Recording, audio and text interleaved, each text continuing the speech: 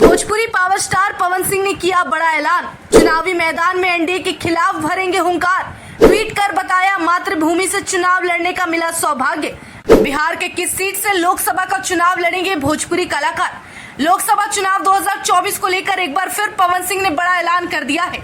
बीते दिनों जहां बीजेपी से टिकट मिलने के बाद पवन सिंह ने उस सीट से मिल रहे टिकट को लौटा दिया, उसके बाद अब दोबारा से पवन सिंह चुनावी मैदान में उतरेंगे। लेकिन इस बार सबसे बड़ी बात ये होगी कि एनडीए के खिलाफ वो मैदान में उतर रहे हैं। इस बारे में उन्होंने खुद ट्वीट करते हुए जानकारी दी और बताया कि किस लोकसभा सीट से वो चुनाव लड़ेंगे।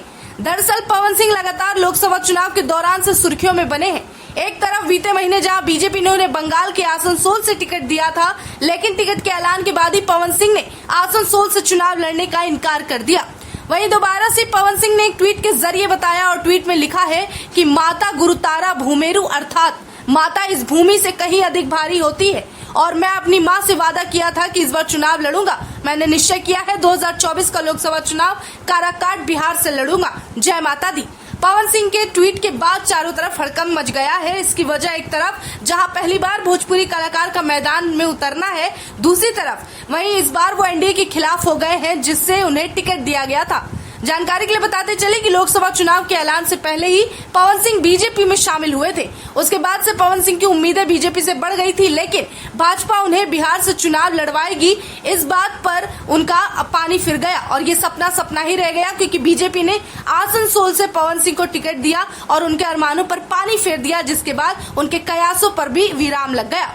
इसके बाद पवन सिंह को लेकर राजनीतिक गलियारों में सरगर्मी भी काफी तेज हुई। दूसरी तरफ पवन सिंह का मूड चुनाव को लेकर ऐसा बदला कि वो आसनसोल से चुनाव लड़ने के लिए जहां पीछे हटे, वहीं अब दूसरी तरफ उन्हें बागी ऐलान एनडीए के खिलाफ किया है।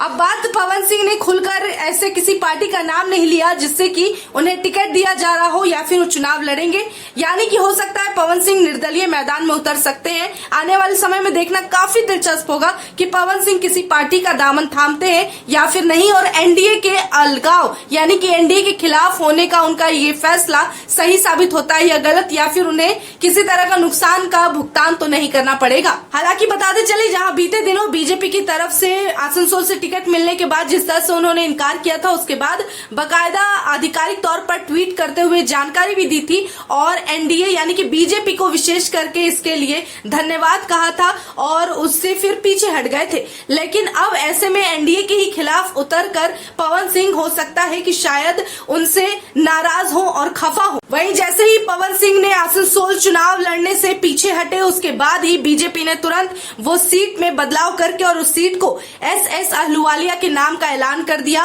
और उन्हें वहां से टिकट दे दिया है।